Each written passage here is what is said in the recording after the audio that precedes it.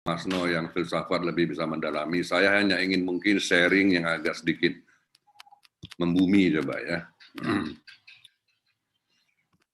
Jadi dinamika pendidikan dimanapun selalu berkembang seiring dengan kehidupan sosial dan politik suatu negara, biasanya seperti itu. Sehingga merupakan sebuah keniscayaan jika paradigma dalam dunia pendidikan juga tidak akan mapan sepanjang masa. Walaupun tetap berawal dari ideologi yang telah disepakati.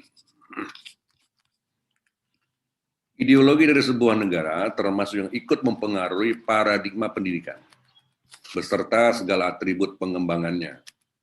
Secara luas memang paradigma ini dapat juga kita artikan sebagai sebuah konsep atau keyakinan atas sebuah sistem, baik itu tentang asumsi, nilai, dan praktek sebagai cara memandang realita. Sementara itu juga ada perkembangan definisi terbaru. Dalam sains dan filsafat menyebutkan bahwa paradigma merupakan serangkaian perbedaan konsep atau pola pikir termasuk teori, metode, postulat, dan standar sebagai kontribusi legitimasi di lapangan. Oleh karenanya, penafsiran terhadap paradigma sendiri juga terus berkembang dan tidak akan pernah selesai, terutama sangat terkait dengan kondisi dan situasi kehidupan real pada saat itu. Nah, sementara mengenai seni sendiri juga banyak pendapat. Seperti ada yang mengatakan seni itu sebagai ekspresi atau aplikasi dari keterampilan kreatif dan imajinasi seseorang, khususnya pada bentuk-bentuk yang tampak mata atau yang visual. Tetapi ada juga yang berpendapat bahwa seni itu adalah sebagai cabang aktivitas kreativitas. Ya, jadi seni itu adalah berbagai cabang aktivitas kreativitas, baik itu melukis, mungkin musik, sastra, tari, teater, dan sebagainya. Atau sesuatu yang diciptakan melalui imajinasi beserta keterampilan yang mengandung ekspresi ide atau perasaan. Secara umum biasanya seni itu memiliki 3 kategori, yaitu representasi, ekspresi, dan bentuk. Walaupun berabad lamanya, kesan representasi masih lebih kuat karena juga dipahami sebagai replikasi atas suatu keindahan atau sesuatu yang bermakna. Maka lahir definisi seni adalah mimesis, komunikasi, bentuk yang signifikan, serta institusionalisasi dari teori seni. Di luar persoalan seni dan karya seni yang dianggap penting, maka juga tidak bisa dilepaskan dari dunia pendidikan sebagai bagian dari kehidupan manusia. Dan juga dapat ditemukan dimanapun juga pendapat yang mengatakan bahwa seni itu penting karena mencakup semua domain perkembangan, terutama pengembangan anak misalnya, yang mengarah pada aspek kognitif, motorik, afektif, termasuk kemampuan bahasa, sosial, mengambil keputusan, mengambil risiko, dan komunikasi. Dan bukan hanya itu saja, karena seni juga bisa mendorong ekspresi diri dan kreativitas, serta membangun rasa percaya diri sebagai rasa identitas individu. Nah, sehingga belajar seni dapat membantu pengembangan pemikiran, yaitu terutama pemikiran kritis, dan kemampuan menginterpretasikan dunia di sekelilingnya. Bahkan juga banyak dunia pendidikan menggunakan media seni untuk mempresentasikan konsep yang rumit secara visual agar lebih mudah dipahami. Oleh sebab itu terdapat keyakinan bahwa seni yang sangat diperlukan karena merefleksikan nilai-nilai budaya, keyakinan, dan identitas, serta dapat membantu melestarikan berbagai komunitas berbeda yang mengisi kehidupan manusia di dunia ini. Jadi seni itu merupakan kronik dan pengalaman kehidupan manusia sepanjang zaman. Termasuk manusia juga memerlukan seni untuk dapat memahami dan membagi sejarah. Namun demikian, Juga banyak pendapat kontroversial terkait seni, karena tidak banyak orang memiliki apresiasi yang sama tentang hal itu. Itu sudah keniscayaan yang harus kita terima memang. Walaupun banyak pendapat, seolah sepakat kalau seni dapat memberi makna pada kehidupan, serta membantu untuk lebih memahami dunia ini. Bahkan diyakini sebagai bagian dari budaya, karena dapat membentuk manusia untuk memahami secara mendalam tentang emosi. Selain meningkatkan kesadaran, juga membuka ide beserta pengalaman yang baru. Bahkan lebih jauh lagi, seni juga dianggap dapat merubah manusia atau terjadi pembaharuan dengan memproyeksikan berbagai imajinasi dan realitas yang mempengaruhi cara berpikir dan berkehidupan. Sehingga manusia dapat merasakan dunia. Perasaan atas penciptaan seni akan memacu pikiran, keterikatan, dan bahkan perbuatan, karena banyak sekali orang yang menyadari secara baik mengenai perasaan, karena dimotivasi hanya oleh sebuah karya seni. Itu salah satu contohnya saja. Sementara dari sisi pelaku atau seniman diartikan sebagai orang yang ikut dalam aktivitas terkait mencipta, mempraktikkan, atau mempertunjukkan seni. Dalam pemahaman sehari-hari maupun secara akademis, kadang seniman hanya diartikan sebagai praktisi seni semata. Walaupun makna dari sosok seniman jauh lebih luas dari hanya bidang seni, karena orang kreatif tidak hanya dalam bidang seni. Pada prinsipnya seniman dari dulu telah disejajarkan dengan pemikir, filsuf, bahkan politisi. Karena sebuah karya seni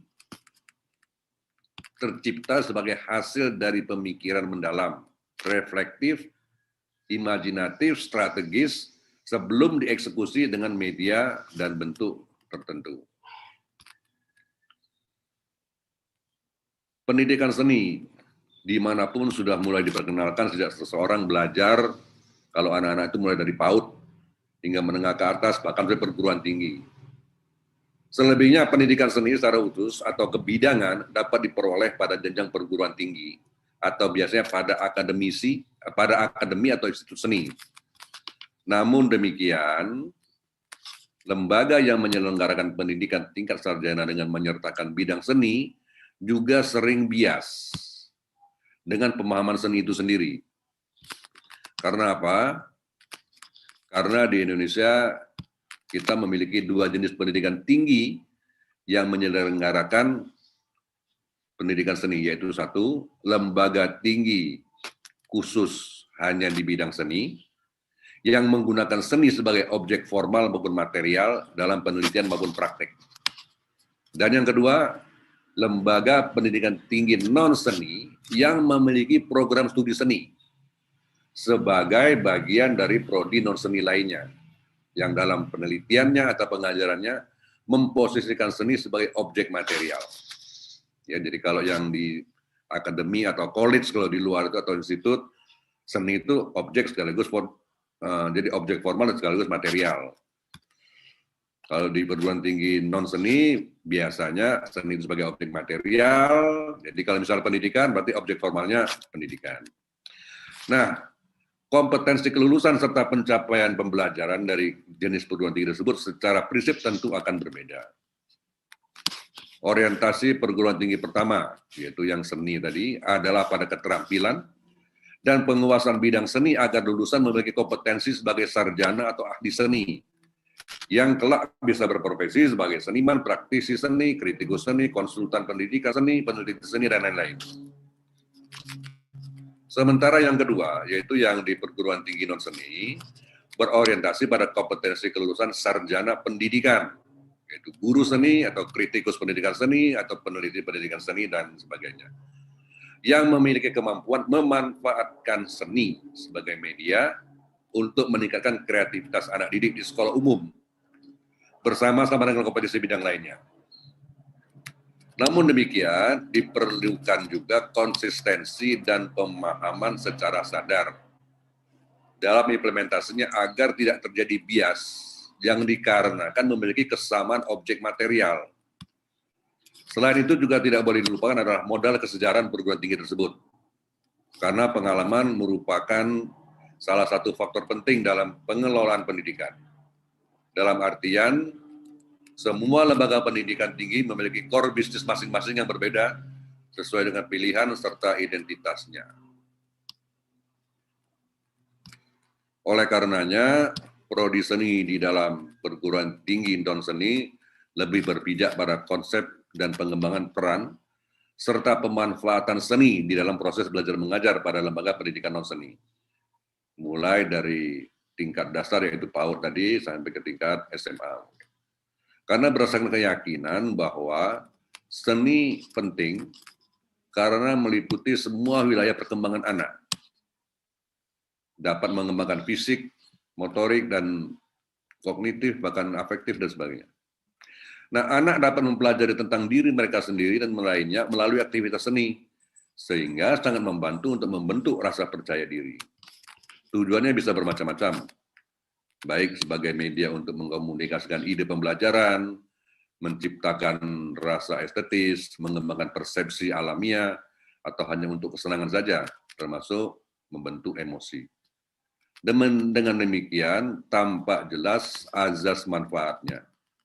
Dan pengajaran seni sangat membantu anak dalam mengembangkan keterampilan fisik, bahasa, sosial, dalam hal mengambil keputusan, termasuk mengambil risiko, dan daya untuk mempertemukan atau juga menyatukan. Konsep seni di dalam pendidikan non-seni adalah mengacu pada belajar, instruksi, dan pemrograman berdasarkan materi seni, baik tangible maupun intangible. Jadi materi pendidikan seni termasuk seni pertunjukan seperti tari, musik, teater, dan seni rupa seperti menggambar, melukis, patung, kriya, dan desain, sehingga akan semakin memperjelas kegunaannya, di mana hubungan seni dengan pendidikan non-seni, yaitu pada pengaruhnya terhadap kehidupan sosial siswa. Bahkan dapat meluas hingga menembus batasan pembelajaran secara akademis, karena dapat mencapai nilai-nilai komunitas pula. Dan seni sudah sejak lama, bahkan sepanjang sejarah telah dipertimbangkan dan disepakati sebagai satu kesatuan dalam sistem pendidikan non-seni. Terlebih bekal pengalaman seni pada anak-anak dan orang muda, baik di dalam maupun di luar sekolah, merupakan salah satu tantangan dalam lanskap kultural kita. Hal ini secara alamiah sudah menjadi perhatian para praktisi, pembuat kebijakan, pendidik, dan masyarakat secara umum, dengan asumsi bahwa mata pelajaran seni budaya mengacu pada arus besar belajar dan mengajar seni sebagai bagian dari pendidikan umum. Tentu saja pada praktiknya sangat memungkinkan melibatkan bantuan seniman berbagai bidang untuk berbagi pengalaman dengan peserta didik mengenai seni profesional dan praktik kebudayaan di ruang publik. Sehingga konsep seni di dalam pendidikan, baik sebagai sumber maupun program, dapat mengembangkan ide apapun untuk menstimuli praktiknya. Salah satu misi dari Departemen Pendidikan adalah memungkinkan semua pembelajar meraih potensinya dan berkontribusi pada perkembangan sosioekonomi serta budaya. Oleh karenanya, pendidikan seni memiliki kontribusi penting dalam misi tersebut, serta luasnya sasaran dari pengembangan kreativitas dalam masyarakat dan perekonomian. Karena dipercaya bahwa kreativitas harus diletakkan pada inti dari masa depan masyarakat dan negara. Seni merupakan hal pertama yang kita hadapi, terutama bagi kekayaan kreativitas, dan dengan memposisikan seni berdampingan dengan subjek lain di dalam sistem pendidikan. Karena semua itu diakui memang seni memiliki keterkaitan intrinsik antara pendidikan dan seni. Memang juga disadari kalau kreativitas bukan suatu keterampilan, namun juga bukan sebuah proses intelektual yang berdiri sendiri. Ia merupakan sebuah kemampuan yang hadir dengan implikasi mendalam bagi kehidupan manusia. Sementara seni tidak memonopoli kreativitas, justru secara khusus membantu pengembangannya. Kreativitas bukan semata-mata proses intelektual, karena dia diperkaya oleh kapasitas lain berupa perasaan, intuisi, dan imajinasi. Sehingga dapat dikatakan bahwa kreativitas bukanlah sebuah aspek kecerdasan tunggal, tetapi saling mendukung dengan berbagai wilayah berbeda dari pengalaman dan inteligensi seseorang. Secara nyata atau real dapat dikatakan banyak interaksi seni dalam pendidikan pada waktu belajar di sekolah, tetapi tidak semuanya juga mendapat tempat di sekolah karena mengandung dua konsep, yaitu pertama, menyertakan intervensi seni ke dalam domain pendidikan formal, dan kedua, menyertakan keterlibatan siswa dengan praktik seni pada domain publik, biasanya seperti peristiwa pada ruang-ruang kesenian, baik lokal maupun internasional. Di dalam proses belajar mengajar di lembaga pendidikan non-seni, tetap melibatkan aspek keterampilan semua cabang seni, tetapi bukan setara seniman profesional. Nah, praktik seni dalam perguruan tinggi non-seni dapat terjadi di dalam maupun di luar lembaga, mulai dari lingkungan, atau kunjungan sesekali ke sanggar seni, program apresiasi yang diperluas, baik secara intensif atau melalui proyek kolaboratif. Kemudian seniman, organisasi seni, mahasiswa, dosen dapat bekerja sama untuk menciptakan pengalaman berkesenian yang memperkaya kurikulum, serta mendukung misi utama dari lembaganya. Karena praktik seni juga akan ikut memperkaya kehidupan semua yang terlibat, khususnya dalam memelihara perkembangan pikiran dan imajinasi. Kemudian selain itu, kompetensi kelulusan yang diharapkan adalah sarjana dengan pemahaman baik atas pengetahuan profesional, yaitu perkembangan dan pembelajaran bagi siswa di sekolah umum, kemudian dapat membuat rencana instruksional dan manajemen keterampilan, yaitu pedagogi, keterampilan, dan penempatan perencanaan, serta memperhatikan penerapan keterampilan profesional secara tepat. Jadi ada keterampilan dan penempatan praktek, termasuk efek pembelajaran.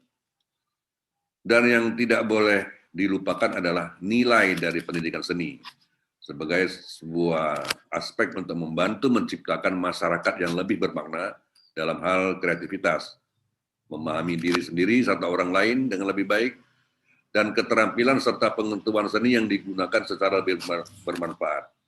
Maka mahasiswa perguruan tinggi non-seni perlu menguasai model pembelajaran seni yang terintegrasi dengan sistem pendidikan.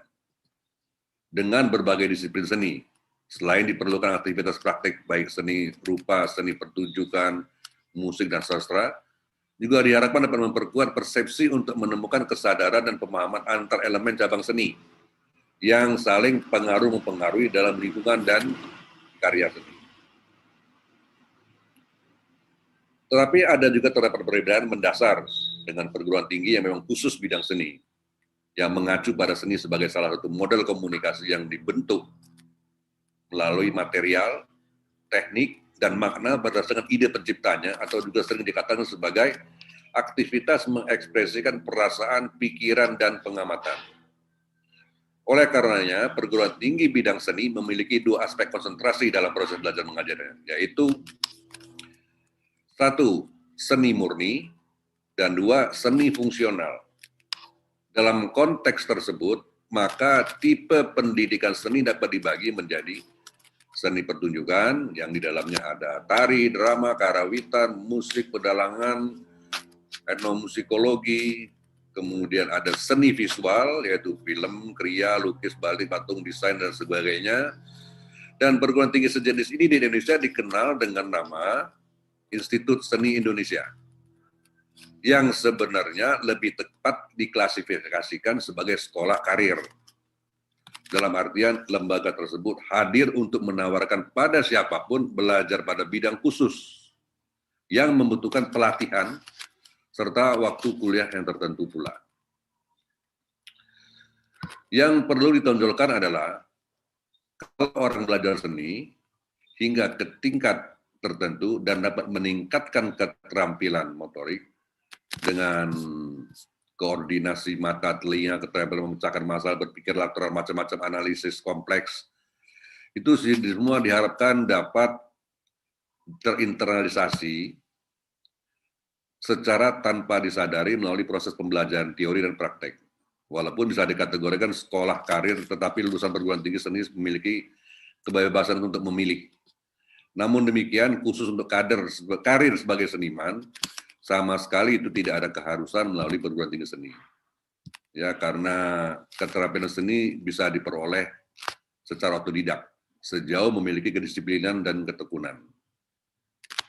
Jadi kita di masyarakat itu sering ada kesalahpahaman kalau menyebut seniman itu seolah-olah orang yang tidak bisa berpikir, yang perilakunya urakan, kalau berbusana juga tidak rapi. Saya kira itu sebuah kesalahpahaman karena belum mengerti saja. Jadi seniman itu adalah seorang pemikir, seniman itu. Dan karena tidak ada satupun karya seni yang terjadi atau produk seni, apapun itu seninya, yang tanpa dipikir. Bahkan mikirnya itu sangat detail. Dan mereka juga melakukan penelitian, karena tidak ada seniman yang tidak mengamati, terutama lingkungan sosial. Jadi seniman itu adalah manusia yang paling peka terhadap lingkungan, yang punya empati. Nah, kalau misalnya bidang seninya adalah non-verbal, artinya yang di luar sastra, maka hasil pemikirannya tidak dituliskan, tetapi diungkapkan melalui bahasa-bahasa media, yaitu non-verbal tadi. Nah, kalau untuk seniman sebetulnya, kita dulu di Indonesia itu ada satu jenis perguruan tinggi yang dikenal dengan nama konservatori ya, atau akademi, yang memang hanya fokus pada satu bidang keterampilan seni, dan itu dipelajari secara tuntas. Lembaga yang sejenis tapi lebih besar dari konservatori seperti misalnya akademi atau fakultas dengan spesialisasi pada kajian, pelatihan, dan penelitian seni. Perguruan tinggi seni secara umum di Indonesia memberi gelar kesarjanaan yang dianggap berharga dan juga diinginkan karena cukup penting untuk bekerja dalam industri bidang seni. Karena di Indonesia menggunakan terminologi institut, maka perbedaannya dengan universitas adalah pada mata kuliah ditawarkan di mana institut biasanya fokus pada keterampilan tertentu, dan universitas core bisnisnya adalah riset. Jadi bukan berarti bahwa bidang seni itu tidak perlu riset. Jadi saya katakan di awal, semua seniman melakukan riset, yaitu melakukan observasi dan pengamatan, bahkan kadang-kadang mendalam. Bedanya adalah mereka tidak ada keharusan menuliskan proses dia berkarya, latar belakang masalahnya, kajian pustaka, itu mereka tidak punya keharusan. Karena apa? Karena mereka tidak butuh gelar sarjana.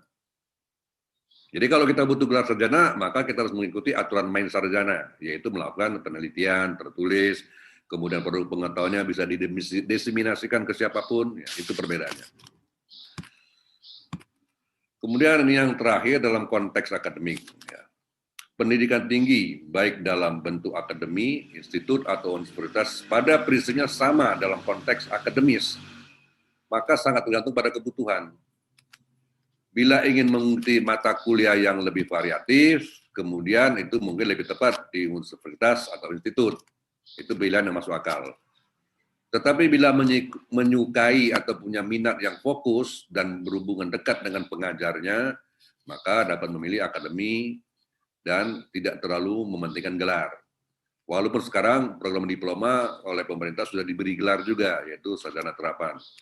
Maka di Jogja, di prodi saya prodi D4. Jadi itu prodi pertunjukan musik. Itu lulusannya sarjana terapan musik gitu. Dan itu sebetulnya jauh lebih jelas dibandingkan hanya mengatakan sarjana seni. Ya, sarjana seni itu seolah-olah menguasai semua cabang seni yang kadang-kadang di masyarakat itu juga bias. Jadi orang musik ditanya soal desain, orang desain ditanya soal tari. Kenapa? Ya sarjana seni kan. Ya. Jadi menurut saya untuk bidang seni sebetulnya program diploma itu sangat jelas dan langsung fokus. Jadi masyarakat tidak akan bingung. Sarjana terapan musik, sarjana terapan seni lukis, sarjana terapan kriya, ya semua menggunakan sarjana terapan. Hanya saja akademi seni di Indonesia yang dulu pernah ada sudah berkembang atau bergabung menjadi satu institut. Memang sebaiknya bila hendak menekuni bidang seni, maka sebelumnya sudah memiliki minat yang jelas, ingin berkarir dalam bidang seni sebagai apa. Kalau misalnya saya mau menjadi guru seni, maka datanglah ke perguruan tinggi non seni yang ada prodi seninya. Jadi sebetulnya lembaga Institut Seni Indonesia itu tidak memproduk guru sebetulnya. Walaupun carut marutnya sistem pendidikan kita, akhirnya tiba-tiba di Yogyakarta ada prodi seni pertunjukan yang gelarnya SPD. Jadi waktu itu saya sempat menyampaikan aspirasi bahwa ini apa tidak salah, karena ini bukan lahannya seni sebetulnya, ini lahannya pendidikan. Nah itu, Tapi itu urusan sistem ya. Karena dengan makin berkembangnya bidang ekonomi kreatif, mau tidak mau juga makin memperluas cakupan bidang seni. Terutama dengan hadirnya teknologi. Ini yang tidak bisa dihindari lagi.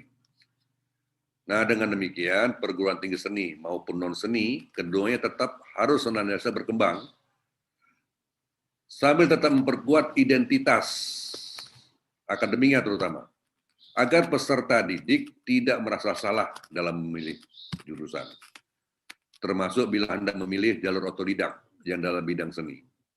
Jadi kalau misalnya ada anak SMA yang mau jadi seniman, apakah saya harus kuliah? Tidak harus keharusan.